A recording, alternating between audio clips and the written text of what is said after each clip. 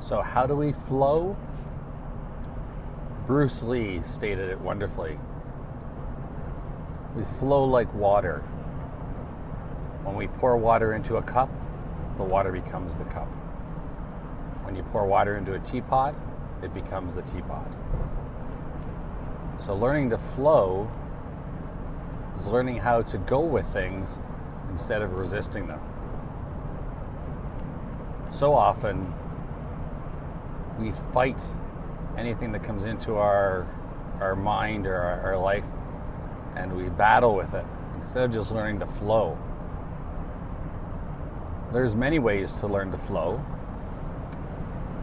Listening to soft music, talking with a loved one, doing a crossword puzzle. You could just go for a walk. But you have to learn how to turn your mind off to flow. Many people think meditation or mindfulness is all about getting deeper into your mind, when really it's about turning your mind off and just being. We are human beings, not human doings. But we're raised to think if we're not doing something, we're lazy or we're not good enough. And that's wrong. If we take time to just be, to be at one, to be at peace, then we get more done without the angst that goes along with being a human doing. Another person, Eckhart Tolle's book called The Power of Now, an amazing book I read about 10 years ago. And in a nutshell, The Power of Now talks about living in the present moment, the now. When we worry, our mind's in the future, worrying about something that's about to happen. And worry doesn't help us make it better, but that's where worry lives. When we regret things, that's in the past, and we can't change the past. What we can control is this exact moment, right now.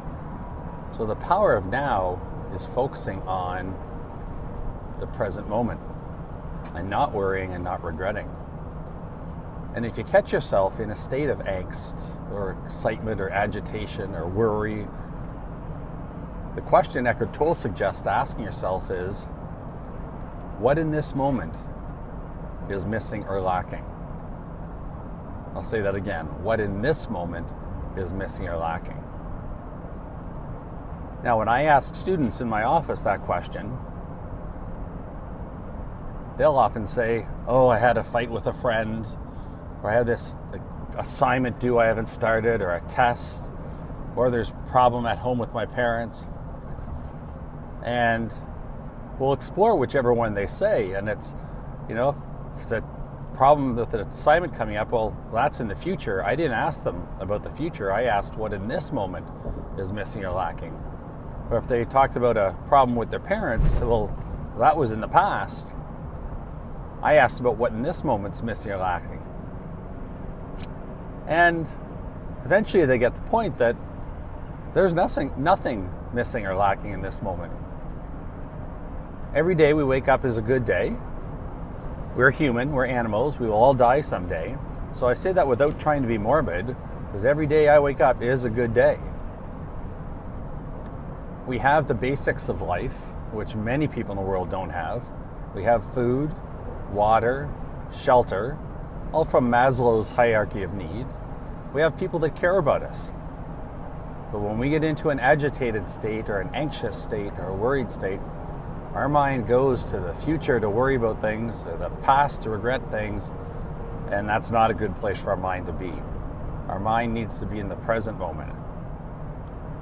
So what in this moment is missing or lacking? Absolutely nothing. Enjoy the power of now. Take a deep breath.